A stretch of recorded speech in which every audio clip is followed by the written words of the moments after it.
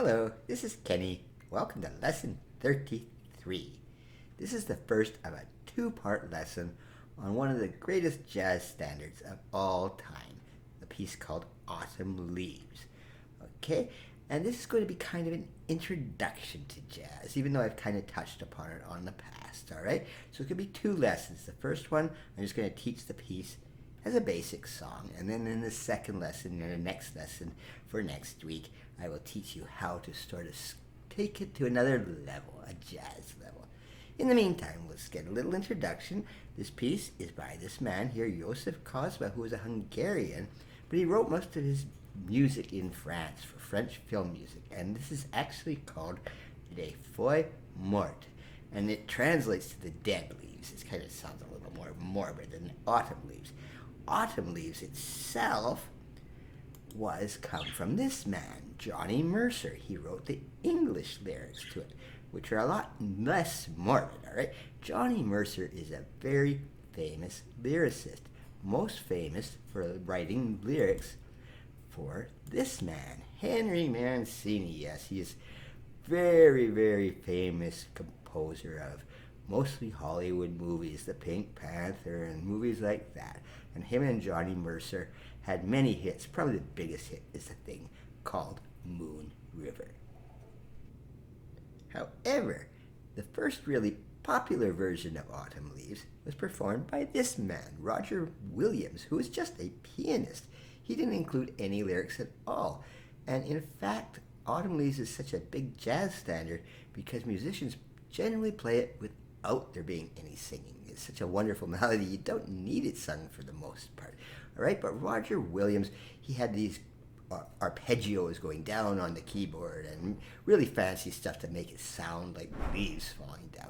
So he was the first one to make it popular in the mid-40s. And it was all kinds of other musicians made it popular too. This man, very famous pianist, his name is Duke Ellington. You know, the Duke, all right? He's one of the most famous pianists of all time. And this man, too, here, is Bill Evans, an incredibly good jazz pianist, all right? He also took this piece, Autumn Leaves, and just did wonderful versions of it. So, in this lesson, we're going back to the picture of Mr. Kozma, who wrote the melody of this piece. I am going to be stressing just the piece itself, okay? But there are some things in this piece which are very common in all jazz music. One of the most popular things which I'll be discussing is the circle of fifths, and this was very common, especially in French jazz music, and this was a French piece, by the way. Okay, so the circle of fifths I'll emphasize a bit, and also the fact of seventh chords. They're very, very important in jazz music. Other chords are much more important too, but we'll get into those in more complicated lessons, but I'll just emphasize the circle of fifths and the seventh chords. But before I teach this lesson, as always, I will play you Autumn Leaves.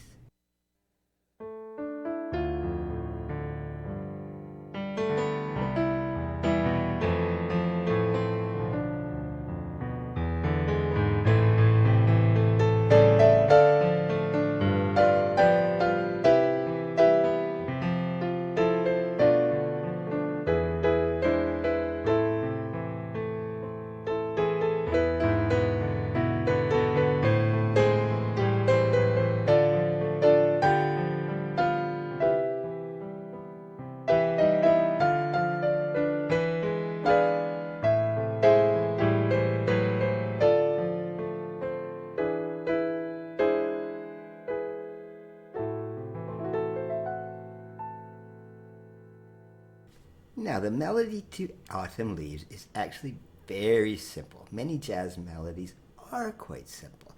This one's in A minor. It's got no sharps, no flats in the key signature. It might mean it's in C, but this is actually in A minor. It's a fairly sad song. It's autumn. The leaves are dying, okay? All right, and it's a very simple little melody.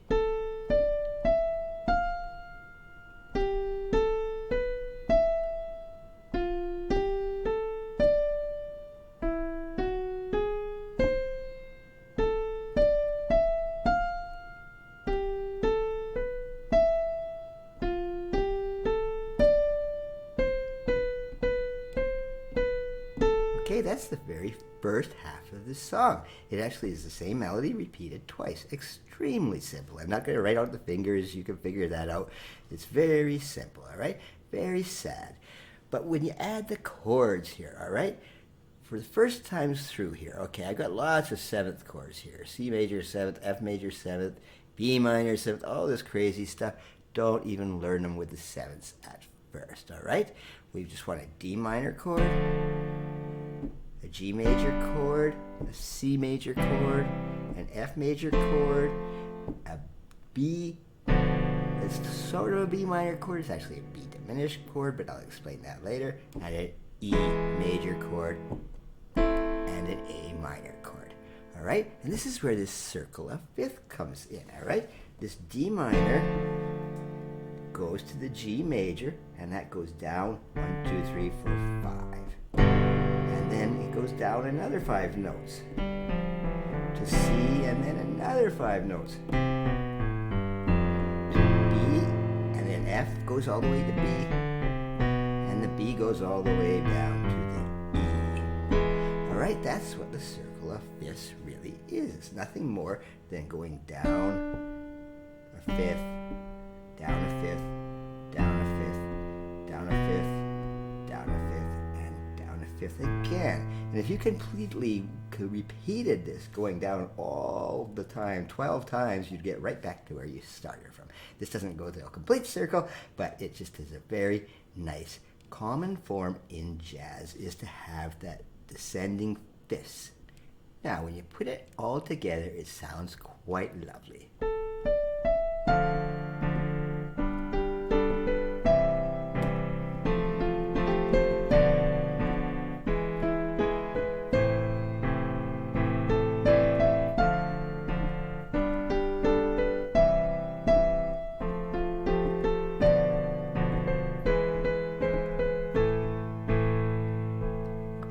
Now, going on to the second half of the piece, it does not use the descending fifths. It's just a very simple melody again.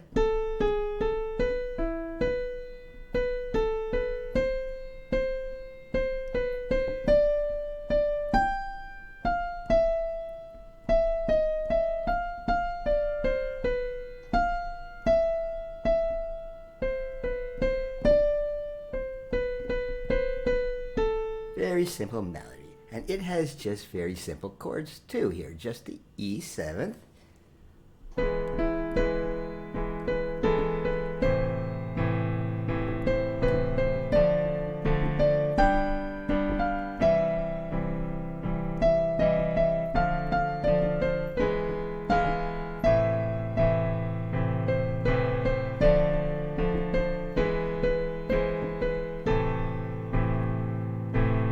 very simple. That's the whole piece, all right? It's not very complicated at all, except when jazz musicians get at it, they do all kinds of crazy stuff. But we'll get into that particularly in the second lesson that I'm going to teach on Autumn Leaves.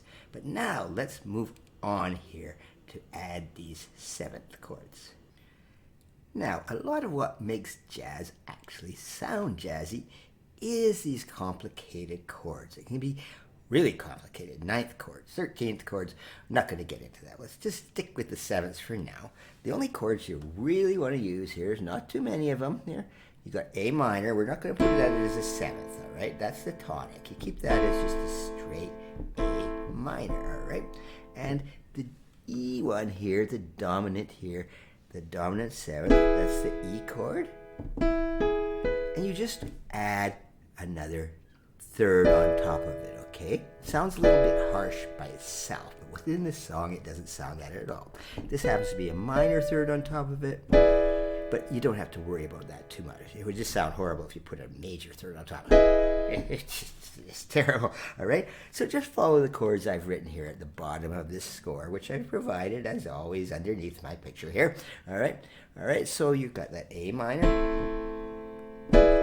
E major 7th, and those resolve very nice, all right? From the E7th to the A minor. All right, now these other ones, all you're adding is a 3rd on top of it. You had the D minor there, all right? You got your D minor, put a minor 3rd on top of that, all right? And then the G major here, you had the G major chord, and you put a third on top of that, and the same with the C. Now that sounds a little harsh, but it won't when you put it all together, and the same with the F. All right, now this B is a little bit strange, okay? I've written it as a B minor 7th. All right, now if you really are knowing what a B minor chord is, it actually has an F sharp in, but no, we want that. This is actually a B diminished chord, but let's not get into the technicalities about it. We just want those to be all minor thirds, and then that resolves nicely back into that E major chord. Now, when we put it all together again, it sounds a lot nicer with those 7th chords.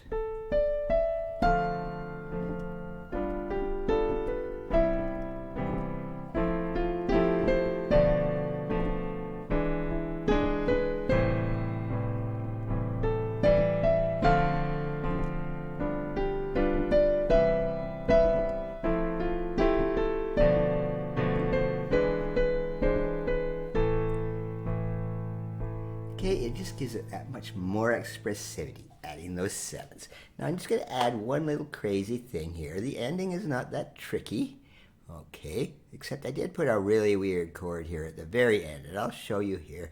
The ending goes like this.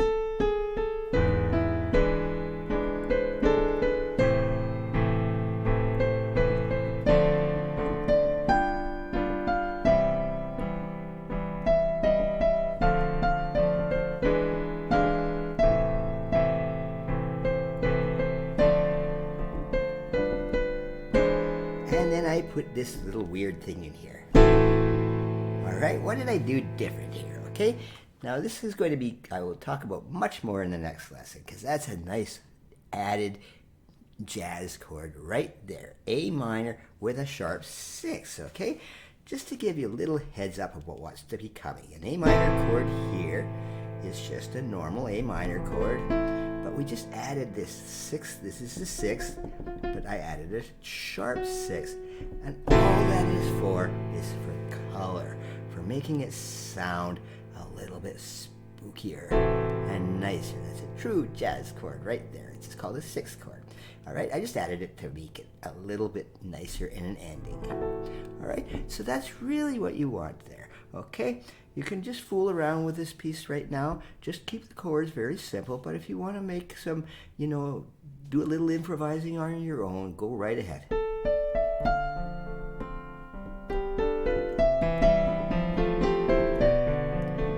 All I was doing there is breaking the chords up. Have some fun. You don't have to just go strictly.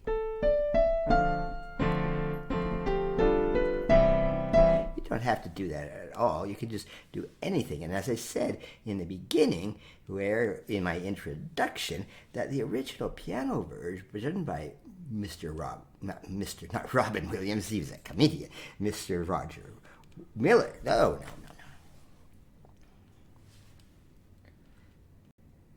Now, once you're comfortable with the notes and the chords, just fool around with it. You don't have to all be always clunky chords like this. No, you can run your chords a bit.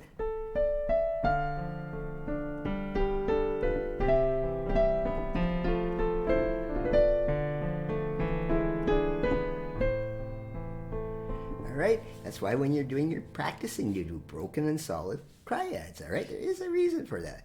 And as I said in the introduction, Mr. Roger Williams, in his very famous version of this, when he was doing it, he wanted to pretend, he wanted you to hear those leaves falling down. So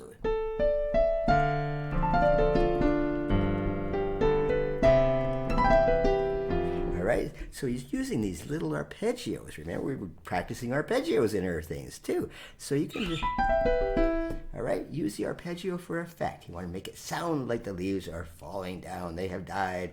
It is autumn. It's coming on to winter. Okay, that was just an intro. Learn this thing.